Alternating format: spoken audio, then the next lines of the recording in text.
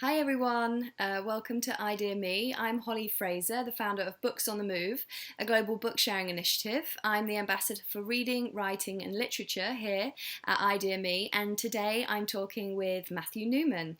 Welcome to the show, Matthew. Can you tell us a bit about you and who you are? Absolutely. And thank you so much for having me. It's an absolute honor. I am actually someone who took on a challenge in life. I'm someone who started in the financial services industry. My father was a financial advisor. I graduated college. It's something I wanted to do. It's something I wanted to have a better understanding of helping people prepare and plan for what's coming next. And I didn't become a financial advisor, but I became something called a wholesaler. What a wholesaler is companies that manufacture mutual funds, life insurance, 401ks. They have people get the same licenses as advisors and go out and work with them to try and show them where they should use things for their clientele. And I created a practice for myself and it became successful. And it was something that I really, really loved to do. But I took the basics of going into financial planning and took that along. I was going to practice everything that I preached. I went through some life-changing events. And years down the road, my father-in-law was passing away of pancreatic cancer. And I was diagnosed with brain cancer. And my catharsis became writing. I started to write to find a way to outlet the fear and the anxiety and the negativity at 39 of being diagnosed with brain cancer and having three children under five, having a father-in-law dying of pancreatic cancer, having a wife, having a family that means everything to you. So I started writing emails and messages to friends and on my perspective. I was getting a gift from cancer. I was seeing life through a different lens and understanding the fragility, living in the moment, appreciating the now. And I would write these messages to make myself feel better. And within 4 years, we had 20,000 people following our emails. I started to, oh, go ahead. I'm sorry. No, wow, that's incredible. And I can tell you I was writing these for me. They made me feel better. So I would get these messages every day. Matt, your messages are amazing. Can you put my brother on it? Could you put this person on it, that person? And what I started to have a better understanding of was that cancer was like buying a car. When you buy a car, you leave the lot, and all of a sudden you see that car everywhere. Well, the reality is the car was always there. You just never noticed it, so you had a deep-rooted connection to it. That was cancer. And I started to notice that it was everywhere. It affects every family in some way or another. So with all this amazing people starting to want to hear my perspective, know they're not alone on their journey, have the better understanding of why planning in advance of the bad is important. And I was 100% doing this for myself. I decided I was going to write a book. And I figured I'd write a book and it would just help me with that cathartic approach to have an outlet so I could stay positive and optimistic and believe great things were going to happen coming down the road. The book came out on March 23rd, 2018, and it's called Starting at the Finish Line. I wrote it for myself, and I called my mother that night in Parsippany, New Jersey, right outside New York City, and I said, "Hey, Mom, the book's coming out today." My mom was a teacher, and she said, no one's going to buy it, right? Like, oh, God, no. Who's going to read my book? Who cares about me? She goes, "But you put 3 copies in your safe, and when your children are old enough, they'll be able to read what really happened." I said, "Yeah, Mom, I agree." 1 week later, we're number one in 5 different categories on Amazon. Wow. My jaw dropped. And it gave me a better understanding of what people want. They want honesty. They want realness. They want to relate to something that tugs at their heartstrings to let them know they're not alone.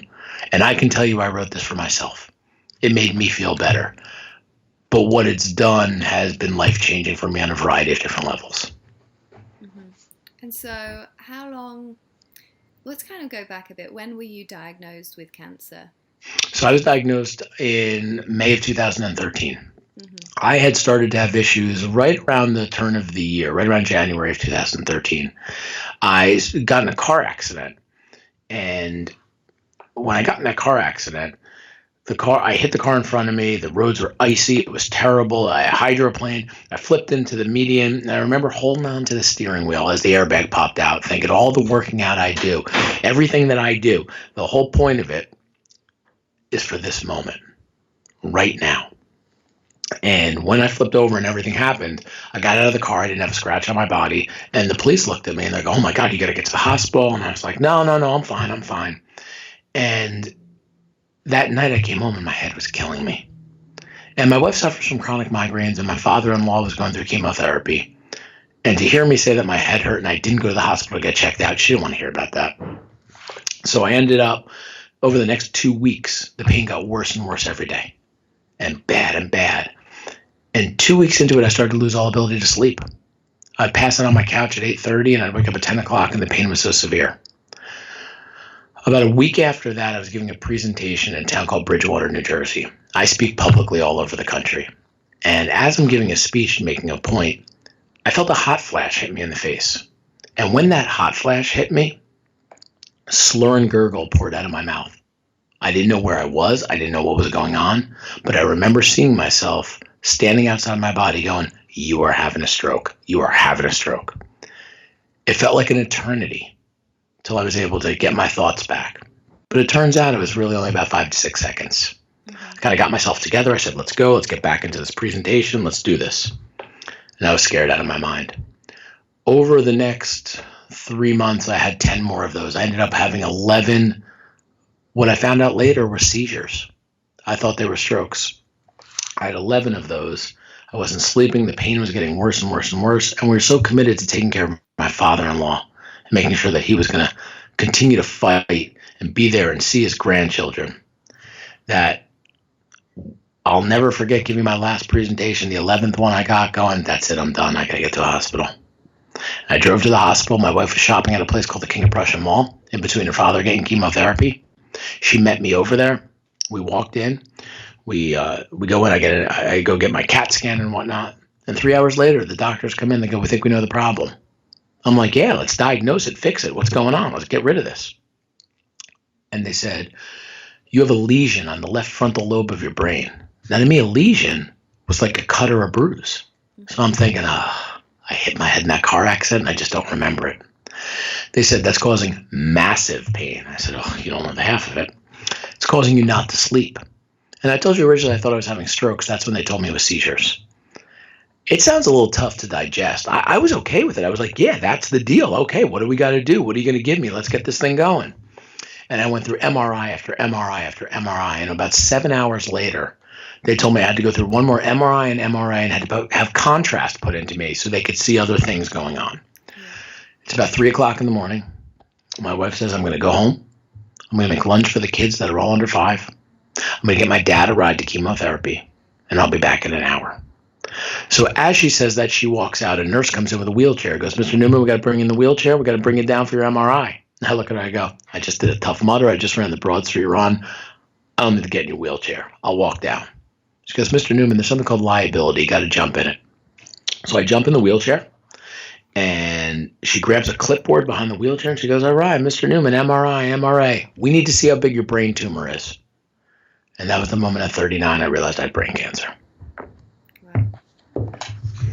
That's absolutely crazy.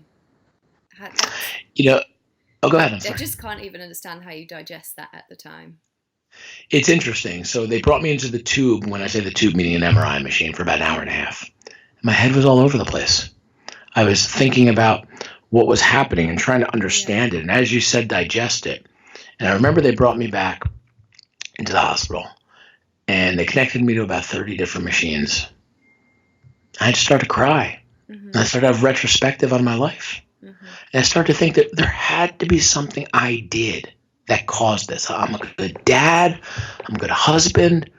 And strength is not how big your arms are. Strength is not how much you bench press in the gym. Strength is something that's located deep down in your belly. At the deepest and darkest of times, you can find it, you can grab it, and you can own it. I didn't know I could do that, but I saw it. I took it. It was mine. This was my journey. Cancer is just along for the ride. And I just started cursing my brains out. And the nurses come running in. They go, "Oh, my God, are you okay?" And I looked at them. I said, "I'm fine." And that was my pity party. If I was going down, I was going down swinging. But that strength that we can find, some of the strongest people we've ever seen, that we ever make contact with, that we're ever introduced to, they find it at the times they need it, and they know how to use it. And I just saw it. And this was my time, not cancer's. And every opportunity I had to fight, my focus was going to be on the fight, not on anything else. Yeah.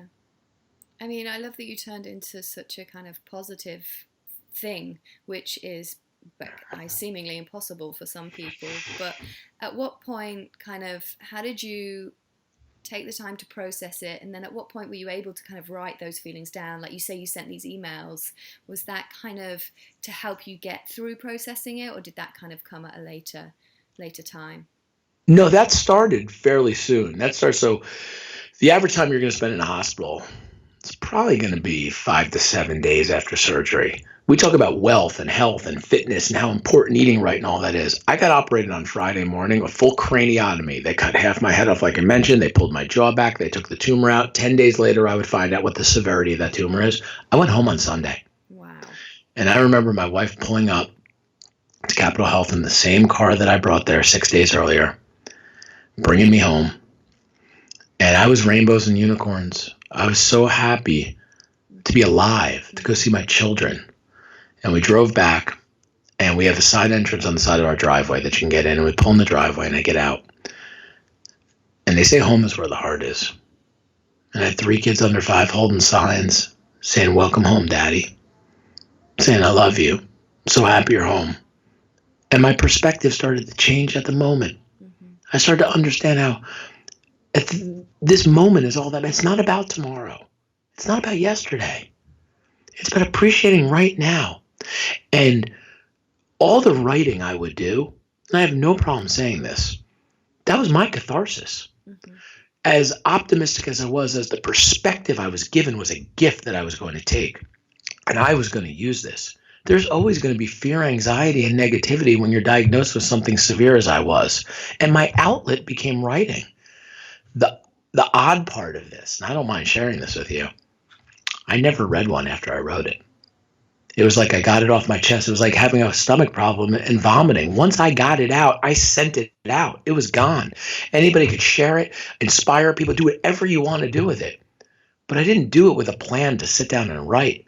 Something had to initiate it. I was getting a test in the hospital. I was getting some news we weren't sure of. That would promote me writing, because I was never a writer before that. But I realized that was my way to alleviate this burden and focus on the positive. And so you started writing kind of an email chain and put family and friends on it. I wasn't even on social media at that point. That's exactly right. I just put family and friends and some of my clients from work and whatnot, and it just got bigger and bigger. And people looked at the way I was writing in a different perspective than I was doing it. I was cleansing my palate. I was making myself feel better. I was sharing honest views of changes that I was accepting of. Change often does 2 things. It breeds opportunity or it breeds complacency. Many people are afraid of change. Mm-hmm. I welcomed it. I was okay with it. And this vision I was giving of seeing life differently, it was a gift. I wanted it. I wanted more of it. I wanted to feel better about certain things because I had a better knowledge of the fragility of life at such a young age at 39. Mm-hmm. And I would just get it out there. And I could honestly tell you everything was written directly from the soul and from the heart. And it taught me what people are looking for. They're looking for purity. They're looking for realness. They're sick of the shtick. They want honesty that they could relate to, that somehow on their own personal journey, they understand. Mm-hmm. And that became clear as day to me. So how did you take that writing and turn it into a book? Is your book kind of written in the same way? Does it have some of those chapters in it? How did you kind of bring that all together? Yeah, I basically summarized my memoir of perspective of how I started in the industry that I'm in, the basics of financial planning, and how I did that all. And I remember laying in a hospital bed. I'll never forget this. I'm laying in a hospital bed and waiting for my parents to come, waiting for my cancer partner, Larry, my father-in-law, to come, and my mother-in-law. And I'll never forget grabbing my iPad. And my wife, Rebecca, says, "Matt, I could be here in 20 minutes. You want to watch a movie or something?" I'm like, "Nah, I just want to look at the iPad." And that was my moment to say, I have to make sure everything's taken care of because I might not be leaving this hospital. Mm-hmm. And I pulled up my will.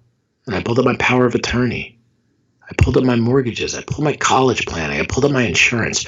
Basic stuff that we don't educate young kids with at all in this country. And the U.S. education system has to change. I did a TED Talk on that, actually, that we train people to go into the real world. We won't tell them anything but the basics of employee benefits and money. Mm-hmm. And I realized at that moment that every speech I ever gave was 100% about me. And my only focus was on fighting. I had no regret. I had no resentment. All the basics of preparation were done, and I was able to take on the fight at hand. And that was the moment that I realized, not only, like I said a moment ago, every speech I gave was actually about me, but I was the shoemaker his kids had shoes. I did everything I talked about. And that allowed me to do nothing but get excited and get fired up and know if I'm going down swinging. Yeah. I mean, that moment for many people who are kind of unprepared, especially financially, must be terrifying. It's the majority, so you know. There's something called a downward spiral. What a downward spiral is, you ever hear about the couple that's been married for 50 years? Husband dies of cancer. Wife's healthy as a horse. What do we often hear happens 6 months later after he dies? She dies. Yeah. Regret, resentment, negativity. As you fall into that spiral, the odds of getting out of it are almost zero. You think about things you should have done, could have done, would have done, rather than check, check, check. What's next? What do we got to do? And that's basic education we have to filter to our younger people, because I was fortunate to be born into an industry that talks about that. What if I wasn't? Yeah. I would have laid there with regret, resentment, and negativity and think of the horrible things that I put my family through that they didn't have to go through. Mm-hmm. I mean, for me also being British, the thing that comes to mind is brain surgery covered on medical insurance? Like, it scares me, the idea of going into hospital here and all you're thinking about. I mean, I have had surgery here and it was 3 months after I moved here. And the first thing I thought was, oh my God, am I going to have to pay for all of this? And I just thought, how, when you're in that state of mind, you're unhealthy, and the first thing you have to think about is, do I have to pay for this? That's terrifying, especially if you think, you know, you've got a family you're not going to go home to who might kind of have to pay that for you. And not only have to pay it, think of the legacy. I always point this out, and I speak all over the country. We define our legacies. I own that. Cancer may take us physically, but it will never take us spiritually. Our legacy is what we leave by the passion and the warriorness we fight with. Mm-hmm. Not having that done, not having the planning done, worried about all these other things, it could do nothing but hurt us rather than help us. We have to be able to focus our attention on the positive. We have to focus our belief that we can overcome something. But when all this negativity pours on our shoulders, it's just it just makes the obstacle harder to deal with. Mm-hmm. And so a lot of your speaking you do around the country now, is that to kind of get people more interested and excited about kind of setting themselves up financially for the future? Or do you focus more on what you've been through? I just share my story, mm-hmm. and I share perspective, and I share why I was able to fight. My speech is not about financial planning, but yet I get hired by financial planning firms all over the country. I get hired by financial advisors. My book, I can make the argument in my speech, was really just me sharing my journey. Mm-hmm. But it's kind of like a song, if you will. And I want you to imagine a couple gets married and they pick their wedding song. And they both say, oh my goodness, I love this song. It means so much to us. Every time we hear it, we turn up the volume, we sing real loud. It's like the musician wrote it for us. And then one day they interviewed the musician. They said, so tell me what made you write that song? And the musician goes, well, I wrote it about my dog running in the backyard one day. It had nothing to do with what they were talking about, but if that's how they perceived it, mm-hmm. fantastic. Anybody, whatever they take from mine, whether it's about planning, whether it's about sharing honesty, whether it's about being there for people, showing support, whether it's about inspiring those who've taken on difficult times, whatever it's used for, I am happy as could be about it. Yeah. So at what point did you start writing the book? I started about 4 years, about 3 years after everything, when everyone started to follow me on these emails, and I started to get called a lot and messages every day from people I've never met in my life. It was just another way for me to use a catharsis to feel better. Mm-hmm. But it was also something I felt, it really will document something like my mother said for my children. And they'll be able to read it, and they'll be able to have a real understanding of what they weren't old enough to digest. And I dealt with this as a child when my grandmother died of cancer. I wish I could have been there more for my mom. I wish I could have understood it. I wish all I saw was this negativity of what it did to my mother, and my grandmother was gone. But I couldn't really comprehend what it actually did because I was too young. Yeah. I wanted to make sure my children always had the real story of what actually happened. And so, how does the book go about telling your story? Like, how have you laid out the chapters? Tell us a bit about how it kind of tells your story. Yeah, so I basically told my story from the day I graduated college to the day I stopped writing it. I told about what I wanted to do, what my goals were, where I moved to, how I created relationships, how I met my wife, and then how negativity all of a sudden turned. It showed how life's like a roller coaster. It goes up, it goes down, it goes left, it goes right. Diseases like cancer and other things, they don't care about my feelings. They don't care about what we want to do. They don't care about the plans we have coming. Those diseases do what they want when they want. And by preparation and preparing in advance, it allows you to focus, like I said, on that fight at hand rather than deal with all that negativity of things you could have, should have done. And what I tried to get across in that book was this is my story.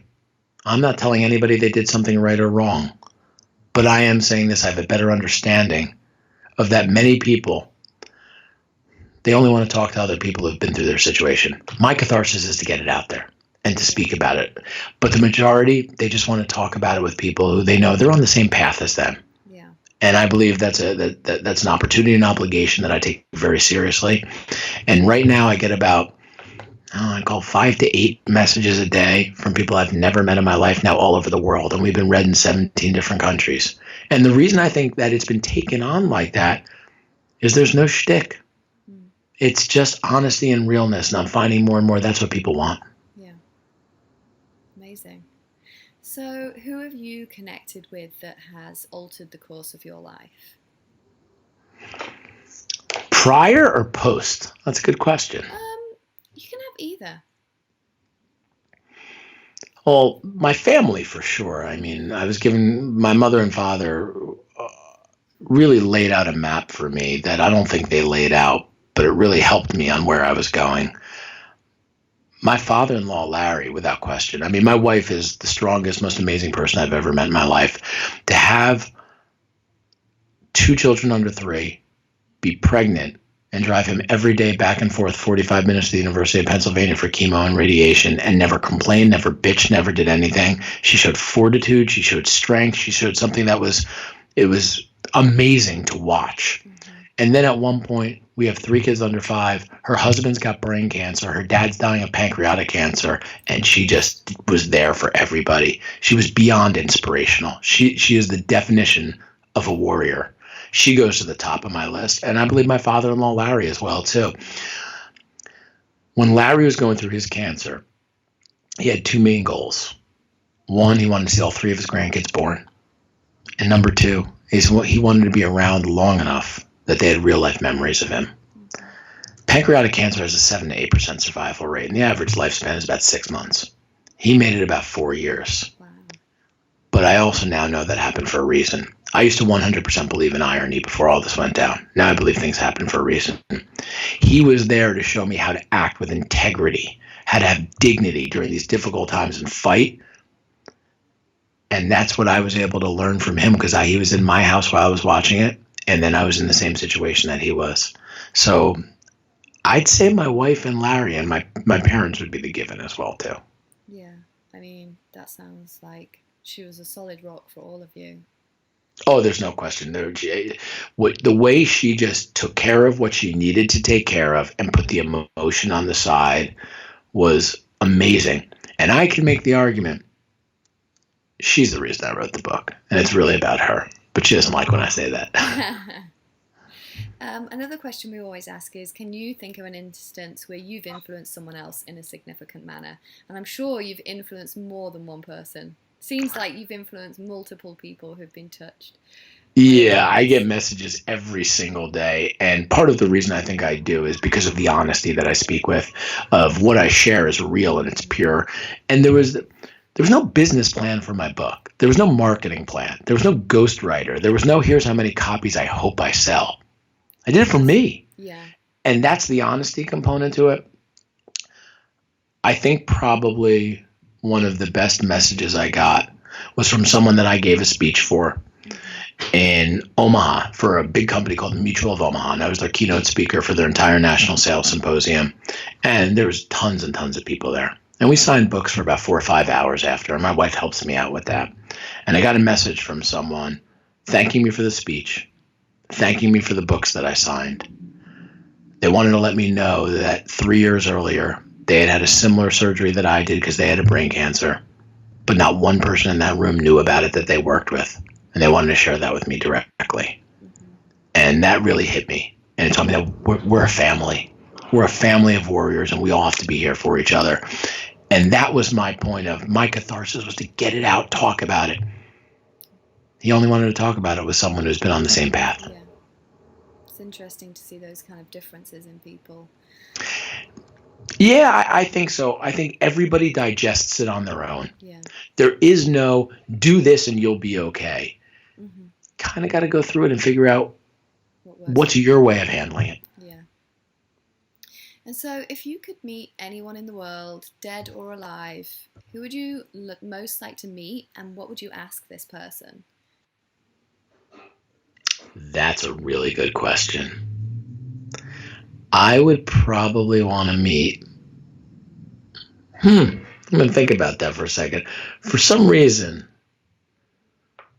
the first thing that comes to my mind is Steve Jobs. I am not a Steve Jobs fan. I don't know why I'm saying that, but I know that when my father-in-law was dealing with pancreatic cancer, I learned a lot more about him. Mm-hmm. And I learned about the holistic approach that he went down originally, which probably cost him a lot more time on this earth. And my question to him would be, why? Why didn't you take advantage of every opportunity you had to be there for loved ones and family? And did you take the holistic approach over the medicine type approach, I guess I would say, as opposed to the medicine didn't work, then you went the holistic approach? Wow, that would be my question. I didn't even know that about Steve Jobs. Yeah, he kind of did it in his own kind of way. And my question would be, why'd you do that first? I could see second, but why first? Because I know for me, whatever the doctor said they were going to do, I'll do whatever you need. I'll take chemo, radiation, bring it on, because I ain't going anywhere for my kids. Yeah. And so what's next for you? What have you got planned? Yeah, so I always get asked, are you going to keep speaking? Are you going to write another book? I'd like to write another book. I have a couple of ideas that I'm using to stay more cathartic, but speaking is something that I absolutely love doing. Connecting with people, having this relationship, from me being able to talk about something that they relate to, that someone in their family's been through, that they know is real, is something that I hear all the time, how much I inspire people. I help them plan. I get thank yous. I don't think they know that I'm the most thankful one, and that I appreciate every person who listens to me and shares with me, because we're all in this together. And I love doing it. It's something I not only want to continue to do, but I want to let other people know they can contact us if we can help in any way whatsoever. Mm-hmm. And so if anyone listening does want to get in touch, how is the best way to reach you? The easiest way is my website is Matthew with 2 T's, Matthew, S as in Stephen, Newman, Newman, MatthewSNewman.com. On there you have our TED Talks. I've been on ESPN, all podcasts, all full videos of us doing multiple speeches all over the place. But it's also ways to connect with us directly, to get on our social media. All our books are done through Amazon, Barnes & Noble, Goodreads, whatnot. But it's a great centerpiece of connection with us, so we can communicate, we can come speak, we can help out, we can share. We do a lot of people, believe it or not, that contact us because they want a book that they want to hand to somebody, but they want us to write a personal message. And we do that every day because we know how meaningful that is for someone who's in a difficult decision to know, hey, this person did this for me. And it means so much to them, that person who actually gives them the book, that they really do something that makes their relationship more deep-rooted. Well, thank you so much for coming on the show. It was absolutely my pleasure. Thank you for having me. Your story and helping to kind of shape these connections. It's been really great to hear, and absolutely just overblown by your kind of dedication and passion and perseverance and all of those words. I just can't. It's incredible to turn such a thing into such a positive thing.